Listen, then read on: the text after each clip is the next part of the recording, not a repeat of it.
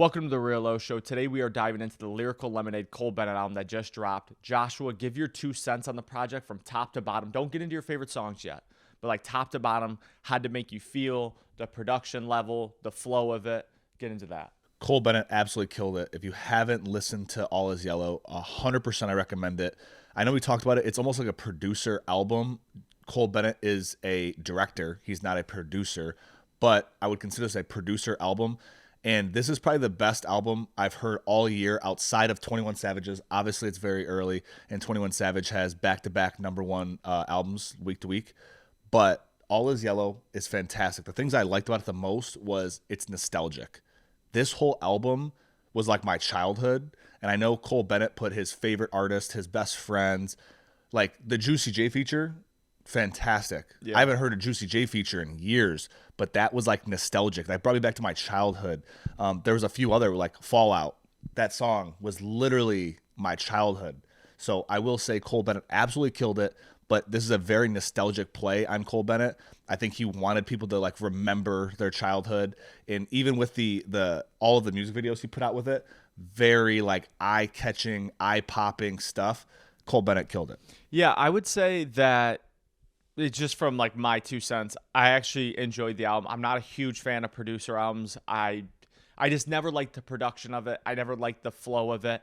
And I actually thought Cole Bennett did a really good job. But I want to put a twist on it because I don't really want to talk too much about the songs. Joshua hit on Fallout, which was probably the first song on the album that really caught my attention. I was like, ooh, that sounds interesting. And then obviously I'd like the Kid Cudi and Lil Durk. I like the Jack Harlow to close it out, which obviously came out before the album drop.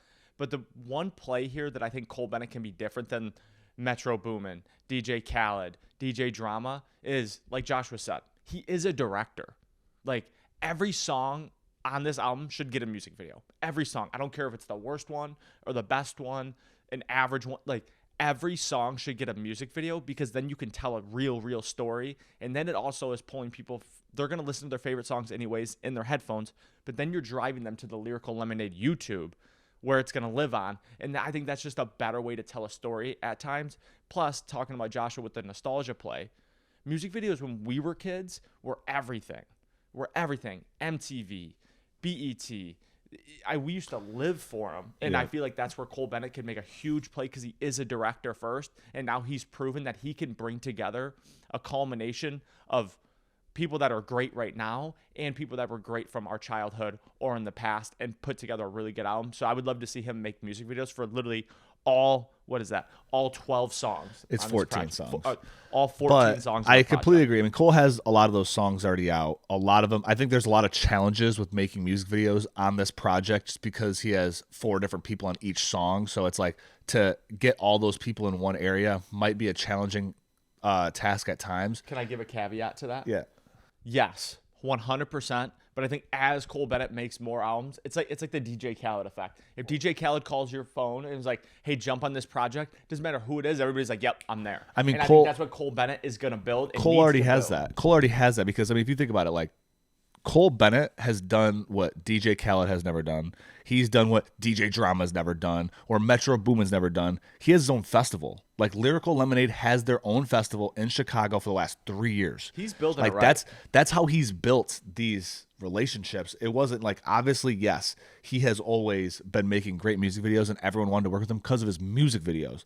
But the caveat of that is he's made like real music relationships with hosting an actual festival and doing all these things. Like that's why this makes sense. I was thinking about the other day, I was like, how could this album ever be played live? Like that's what I was thinking about. I was like, how could someone ever consume this? And I'm like, duh, his festival. Like a rave. Exactly. Like he's going to have a festival where he might just have a Lyrical Lemonade set where he just plays all of these songs. And maybe some of them are out there. I also wanted to say that the person who I thought was the MVP of this album, and he was also my player of the year last year, Lil Yachty. Yeah, Lil Yachty is so versatile. It is unbelievable. He can rap. He can do whatever. Like Lil Yachty might be the most versatile rapper in 2024.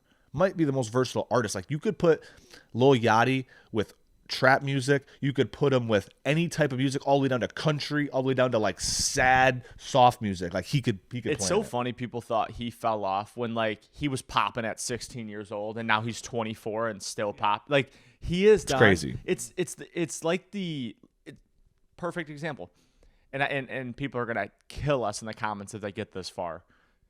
It's like the LeBron James effect. LeBron James has been so great for 22 years that you forget how great he actually is.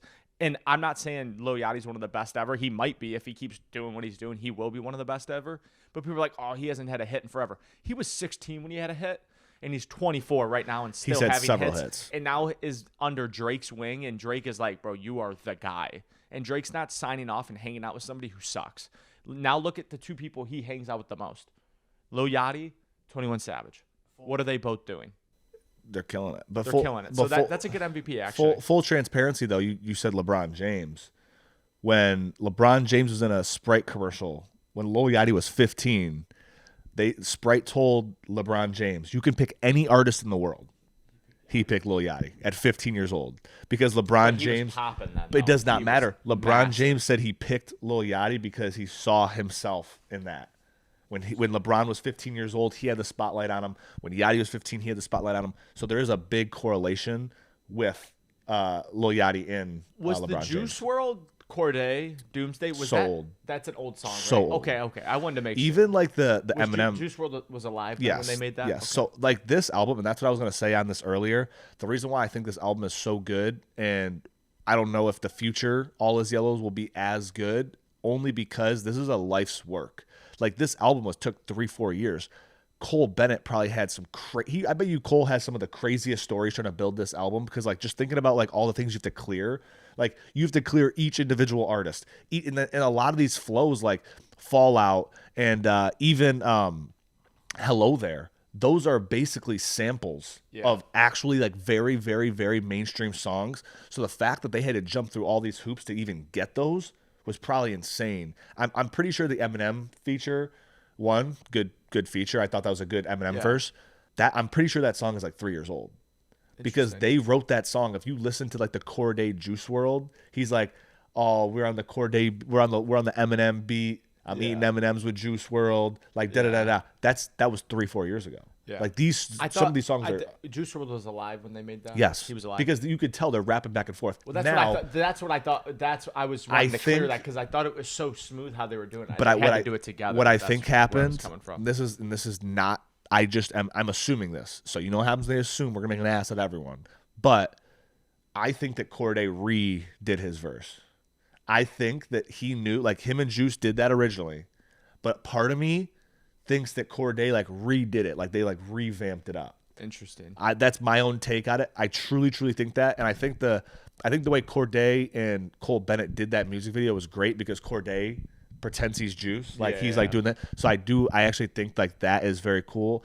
And I saw Cordae and Juice WRLD live in this would have had to been 2015, 2016. Nice. I watched both them live. And I'll say one thing about the Cole Bennett, just the way he's been able to brand himself, the Lyrical Lemonade and the All Is Yellow now, where he's got the yellow tie, the yellow curtains. He's really starting to brainwash people. And now he's actually rolled out a Lyrical Lemonade, like the physical lemonade drink. What he's been able to implement is he's starting to create this moat around himself that people aren't going to be able to touch, and everybody's going to be trying to do the next Cole Bennett. Like, it's not like everybody's trying to be the next DJ Khaled. It's going to be everybody's trying to be the next Cole Bennett. And I also want to add a caveat to the music videos, because we kind of got into it with your, like, the production and trying to get shit cleared. I don't know if you saw the video about him trying to get Chief Keef to wear a suit. Oh, yeah. And they were like, bro, there's no way he's going to wear a suit. Chief Keef was like, I'm not wearing a suit, goes upstairs and actually puts the suit on. And they bought the suit for like an award show that he ended up not going to because he didn't want to wear a suit. And he put a suit on for Cole Bennett, which I thought super interesting. The fact that he's able to get all these people in suits, wear the yellow tie. It's just this branding that it's in people's head, that every time people are in a music video, it doesn't even have to have Lyrical Lemonade. If they see the yellow tie, or like everybody's in suits, they're gonna be like, that's a Cole Bennett music video. And I think that's how he's building his brand, to where like Cole Bennett could be in Timbuktu, or hopefully not anytime soon dead. People are gonna be like, that's Lyrical Lemonade trademark. I think there's something really powerful, and I think we talked about this last week, but Cole Bennett is recognizable via a color. Like everyone has a language. There's always language barriers. There's always things where you can't communicate. Color is one thing where everyone can agree. They know what that is. A color, a logo, and like that's where Cole, I think, separates himself, where like no artist that I could ever think of, maybe we could argue maybe Prince because of his purple, but there's not one artist I could ever think of that has truly connected themselves with a color. And I think that's what makes Cole Bennett so popular.